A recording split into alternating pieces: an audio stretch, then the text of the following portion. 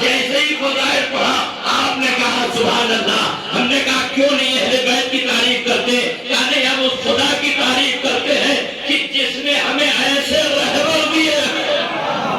صلوات بھیجے بر محمد والے تعریف اس پر جس نے ہمیں ایسے رہبر تھا جن کے آج کے دنیا میں تو بڑے رہبر ملیں گے. آپ آتے ہیں نا لوگ اور معاشرے کو لوگ ان کو جتائیے سڑک بچ جائے گی, ان کو جتائیے لائٹ لگ جائے گی, ان کو جتائیے یہ کام ہو جائے گا. یہ دنیا کے فقیر, یہ دنیا کے بھکمنگے کہتے ہیں آپ جتائیے منصب دیجیے تب ہم کریں گے. اہل بیت کہتے ہیں مانو نہ مانو مشکل کشا ہوں گے, ہم تمہاری مشکل کشا, چاہے ہمارا کلمہ پڑھو چاہے ہماری مدد کرو, کریکٹر ہونا چاہیے, کریکٹر ہونا چاہیے. آج ہمارے یہاں کیا ہے, ذرا سے ہماری پرسنالٹی ہوئی, ٹوپی اونچی ہو گئی, شیروانی لمبی ہو گئی, داڑھی کو ذرا سا سفید ہو گئی, تو ہم نہ چچا کو سلام, نہ بابا کو سلام, نہ نانا ماموں کو سلام, کچھ نہیں. کیوں؟ ہم سب سے اونچے. اللہ اللہ یہ کیا ہو گیا؟ نہیں. کردار دیکھیے, آج کا ماحول مزاج دنیا کے لوگوں میں گمراہی ہو تو ہو, جس کے معصوم جیسے رہبر. اور یاد رکھیے گا, یاد رکھیے گا, جس گھر میں عصمت کا کردار پایا جاتا ہے اسی کے گھر میں خمینی پیدا ہو, باقر صدر پیدا. دیکھیں, ہم جب کسی کو ملازم بناتے ہیں, ہم جب کسی کو اپنے یہاں کنیز رکھتے ہیں تو کنیزی کی حد میں ہے جھاڑو لگا دینا, جالا صاف کر دینا, دکان کا تالا کھول دینا. ایسی مجلسوں میں تذکرہ کرنے سے ہمارے معاشرے میں آج تک یہ بھی نہ سوال آیا کہ ملازم کو ملازم سمجھو لیکن کم سے کم کنیز زہرا کی فضیلت کی کردار تو پیدا کرواؤ. آپ دیکھیں کیا کہنا, اہل بیت کے گھر میں آنے والی کنیز فضا بزبان قرآن 30 سال 40 سال گفتگو کر رہی. ہمارے یہاں کوئی ملازم آتا ہے, اس سے پلٹ کے بھی نہیں پوچھتے نماز بھی پڑھو گے؟ نماز نہیں, فرصت نہیں ہے. ہم جا کے نماز مسجد میں دکان پر بیٹھا کے چلے جائیں گے, لیکن کبھی اپنے ملازم سے نہیں کہیں گے تم بھی تو نماز پڑھو. جب تک یہ جذبہ نہیں پیدا ہوگا تو محمود و ایاز ایک صف میں آئیں گے کیسے؟ ان کو پریکٹیکل کی زندگی میں آنا, وہ خالق حقیقی کا احسان ہے, کرم ہے. آج کسی کے اشارے ثواب کی مجلس ہے, ہمارا مجمع آیا, لوگ ممنین آئے, پرسا دیں گے, تعزیت دیں گے, ذکر اہل بیت ہوگا, کوئی بڑی بات نہیں. جو میں اس سے اچھی اچھی مجلسیں نہ جانے کتنی آپ نے سنی, انشاءاللہ سنتے رہے, میری کیا حیثیت ہے. لیکن کچھ تو سوچو, کچھ تو غور کرو, کچھ تو فکر کرو.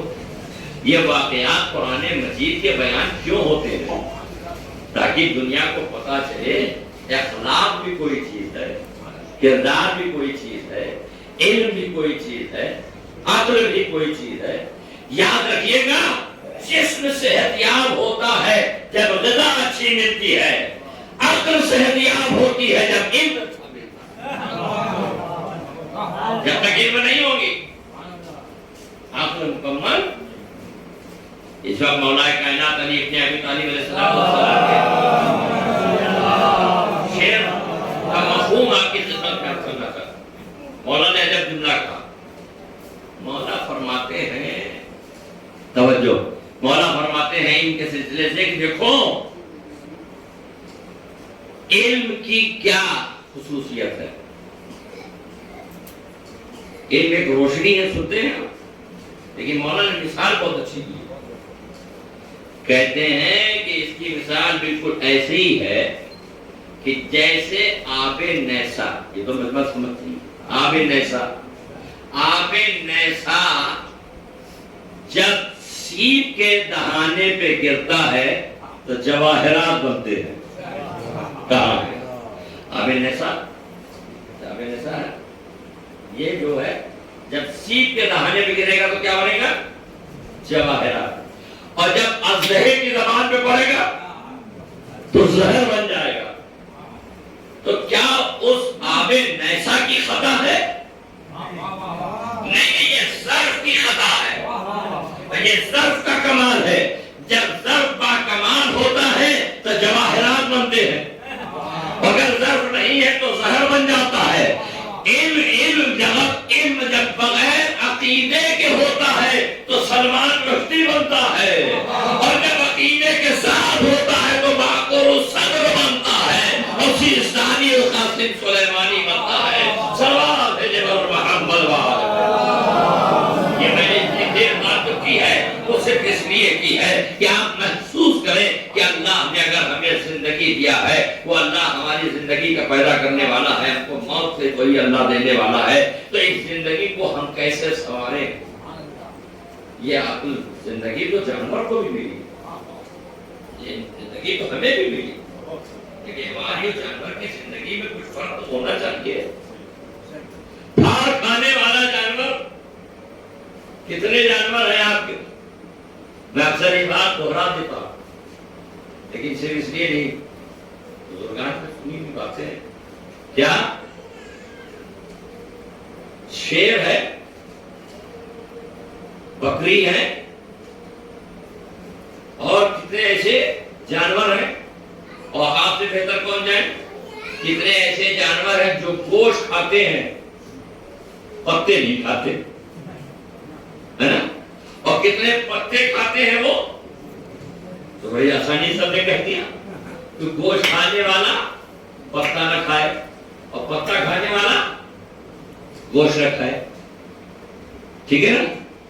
اچھا، کس نے آ کے مکتب میں پڑھایا کہ تمہاری غذا گوشت ہے، تمہاری غذا سبزہ ہے؟ نہیں نا، کسی نے نہیں سکھایا. لیکن سارا مسلمان نہیں، انسان جانتا کہ اگر ایک انڈے سے نکلا ہوا مرغی کا بچہ بھی ہے، وہ بھی تھوڑی دیر کے بعد جانتا ہے ہمیں چگنا کیا ہے نا؟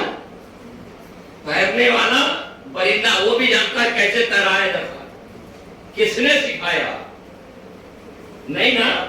تو سب کیا کہیں گے، چاہے وہ کلمہ پڑھنے والے ہوں یا نہ ہوں، ان کا ذہن یہی کہے گا جس خدا نے ان کو پیدا کیا ہے، کم سے کم اتنا ان کو سکھا کے بھیجا ہے کہ تمہیں کیا کھانا ہے اور کیسے چلنا ہے اور کیسے رہنا ہے. اب پوچھئے، جو خدا جانور کو اپنی طرف سے بھیجتا ہے، پیدا کرتا ہے، اس کو تو سکھا کے بھیجے. یہ ہمارا ہے کہ کسی کے آگے سر نہ جھکے. کون سی ایسی فکر آ گئی کہ وہ اپنی ہی بیٹی رسول کو دے رہا؟ یہ تھنکنگ بدلی کیسے؟ کہا تھنکنگ نہیں بدلی، حربہ بدلا ہے. ہم نے کہا کیوں؟ کہا ہم بیٹی دینے پر تیار ہے، شرط ہے اسلام نہ پھیلاؤ. اس کا مطلب یہ ہے کہ پہلے ہی دن سے پتہ چل گیا کافر اس چکر میں پڑا ہے کہ نبی کے گھر میں بیٹی دے دو تاکہ اسلام آگے نہ بڑھے. اب جا کے دیکھو کن کے آنے سے اسلام پڑھا ہے اور کن کے آنے سے اسلام پر مصیبت ہے.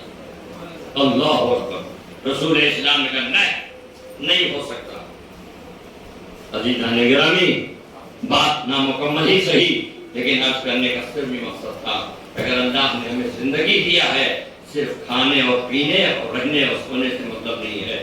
علم کے جادے پر اپنے قوم کے نوجوانوں کو جو اللہ نے ہم کو امانت دی ہے، اگر اس امانت کی ہم نے کفالت نہیں کی ہے، علم کے جادے پر انہیں نہیں کھڑا کیا ہے، تو ان کی فکر محمیز نہیں ہوگی ہے، اور نہیں ہوگی تو یہ آگے ترقی نہیں کر سکتے ہیں۔ لہذا ترقی کا صحیح مرحلہ یہ ہے کہ ان کو علم کی روشنی کی طرف آگے بڑھایا جائے۔ الحمدللہ ہر طرف چرچہ علم ہو رہا ہے، لیکن علم کے ساتھ خیال رکھیے گا کہ عقیدہ بھی مستحکم رہے، عقیدہ بھی مستحکم رہے، عقیدہ بھرپور اسی طرح پہنچایا جائے جیسے ہمارے بزرگوں نے ہم تک عقیدہ پہنچایا ہے۔ ہر چیز کا سمجھوتا ہو سکتا ہے، نہ اللہ کی توحید سے ہو سکتا ہے، نہ رسول کی رسالت سے سودا ہو سکتا ہے، نہ علی کی ولایت سے ہو سکتا ہے۔ دنیا لاکھ کچھ کرے، ہم اس معاملے میں سمجھوتا نہیں کریں گے۔ اور سن لیجیے، عورتیں لڑکوں کے ساتھ بچیاں بھی جب علم دین حاصل کرتی ہیں تو ایک گھر میں ماحول پیدا۔ آپ بتائیے، آج کل تو میڈیا نے اتنا ہمارے نوجوانوں کا کیریئر خراب کر دیا کہ کسی کے ہاتھ میں پیسہ ہو نہ ہو موبائل ضرور ہے، اور اتنا موبائل کے عادی ہو گئے ہیں کہ اگر مجلس میں بھی آتے ہیں تو باہر کھڑے موبائل ہی دیکھتے ہیں۔ کہاں جا رہے ہیں؟ ہاں، موبائل کا استعمال کرنا ہے تو وہ آیت لوڈ کرو کہ اگر سفر میں ہو تو قرآن بھی پڑھتے جاؤ، دعائے کمائل بھی پڑھتے جاؤ، دعائے مشلور بھی پڑھتے جاؤ، دعائے نظرہ بھی پڑھتے جاؤ، زیارت عاشورہ بھی پڑھتے جاؤ، تاکہ ہم اپنے وقت کے امام سے رابطہ کریں۔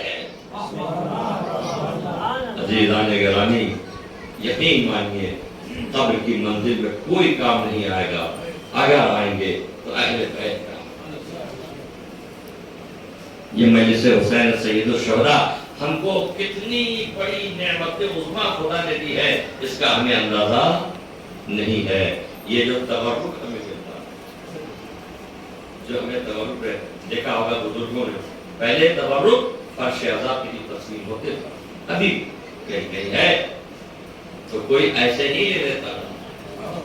ہمارے گھر کی عورتیں اپنے دامن میں لیتی تھی، آنچل پھیلا کے لیتی تھی، ہاتھ میں لیتی تھی، پہلے بوسہ لیا جاتا۔ کیوں؟ کہ یہ عام چیز غذا نہیں ہے، یہ حسین کے نام کا صدقہ، یہ امام حسین کے نام کا تبرک ہے، اس کو معمولی نہ سمجھو۔ حسین کی بارگاہ سے جو مل جائے اس میں برکت ہی برکت ہوتی۔ اللہ اللہ، کبھی آپ نے سوچا، چونکہ بات مسجد پر ختم کرنا ہے کہ زندگی ایسی گزارو کہ میرے مولا کہتے ہیں کہ جب تک زندہ رہو لوگ ملنے کی تمنا کریں، اور جب دنیا سے چلے جاؤ تو آنکھیں اشغال ہو جائیں۔ یہ بہت بڑی بات ہے کہ جس باپ نے اپنی بچی کو گود کھلایا ہو، اس کا اپنے سامنے گھر سے جنازہ نکلتے ہوئے، ایک ماں کے لیے عظیم جس نے اپنے مادر میں رکھا ہو، آغوش میں پالا ہو، گھر کے آنگن میں اس کو زندگی کی پروان چڑھایا ہو، کیا اس ماں نے کبھی سوچا ہوگا کہ میری نگاہوں کے سامنے میری بچی کا جنازہ نکل جائے؟